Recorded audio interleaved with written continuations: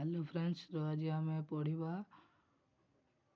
अनुपात। अनुपात पढ़ा आम अनुपात माने होची बाय 3/4 जमिति सेमिति माने 3:4 लिखिले हेबो एटा 3/4 यही भाई आम आज करवा।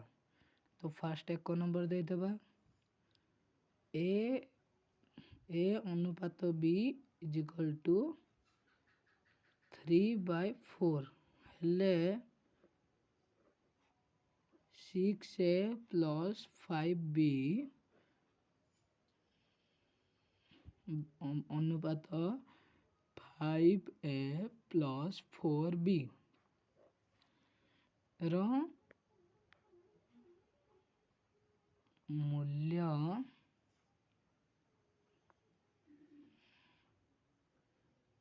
निरूपण करिबा। तो फ्रेंड्स ये समाधान लिखिबा। समाधान होची ए अनुपात बी इज इक्वल टू 3:4।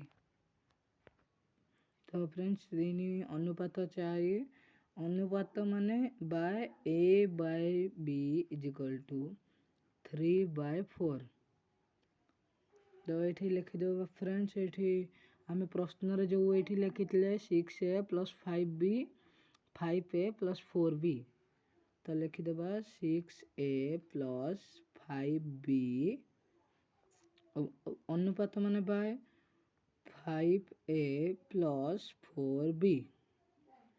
तो ये लिखिदेवा 6a रो मान पकईदेवा ब्रैकेट माने होचे गुणन ए रो मान पकईदेवा 3।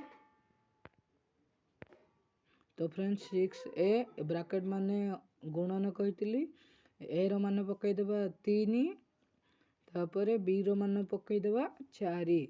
तो प्लस जगह प्लस पकईदेवा 5 बी रो मान पकईदेवा 4। तो ये अनुपात देदेबा। ये लिखिं 5a प्लस 4b ये 5a रो मान पकईदेवा 3 प्लस को प्लस रहिबो 4 रो मान पकईदेवा 4 बी रो मान होची 4।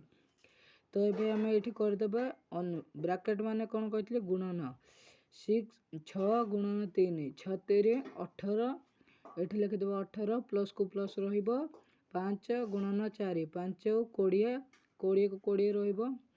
तो 5 एटा पुणी 5 3 मिसिबो 5 गुणन 3 5 3 15 15 को 15 लिखिबू प्लस 4 को 4 गुणन हम 4 4 16। तो ये आमर हो गला 18 plus 20 15 plus 16 is equal to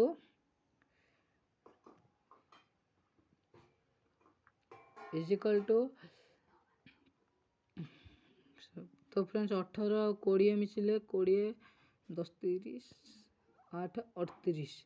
तो ये हूँ 38 बाय अनुपात माने बाय कहते 15 प्लस 16 15 30 एक 31। तो ये 38 प्लस 31 ये लिखिदेवे बा 38 अनुपात 31। तो यहाँ बाहरी जो सांग मैंने आमर उत्तर। भिडियोटी भल लगे लाइक सब्सक्राइब करदे और कमेंट रे भिडियोटी केमती लगे जणाइबे।